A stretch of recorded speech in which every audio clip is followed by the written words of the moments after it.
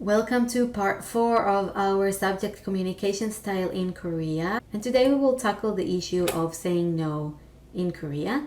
If you remember last time we were discussing that the word no is not very used in Korea, and many of the times they will actually say yes or okay instead. What can be the gap of this kind of behavior? We can be very confused. If we get a yes when the person actually meant no, we will be confused. We're not sure what's going on, and that would probably lead for frustration.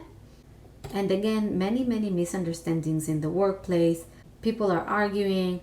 I thought you said yes, and the other side will say, I said yes, but I could not do it, etc., etc. And all those things together can cause distrust between the sides. So if you're working with Korean colleague, if you're working with Korean client, if you're working with Korean supplier, and it happens to you, there might be some amount of distrust, they might not, so that's completely fine. But those are possible things to happen from this kind of different communication. So a couple of tips from me to you. First of all, is trying to ask open-ended questions.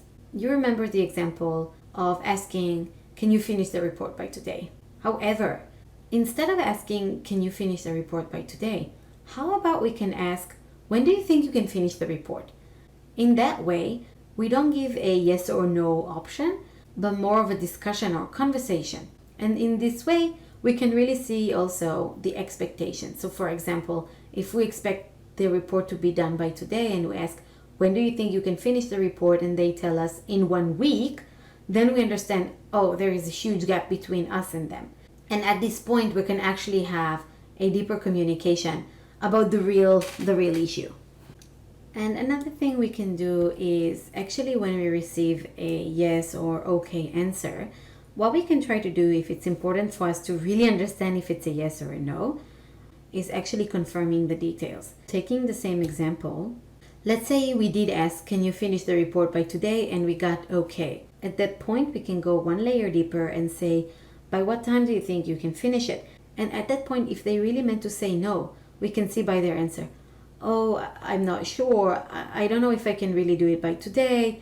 And the conversation will begin from that stage. So if it is really important to you to understand, even when you receive just a answer of yes, try to get more information and try to get more details to see that this is really a yes and they meant a yes when they said it.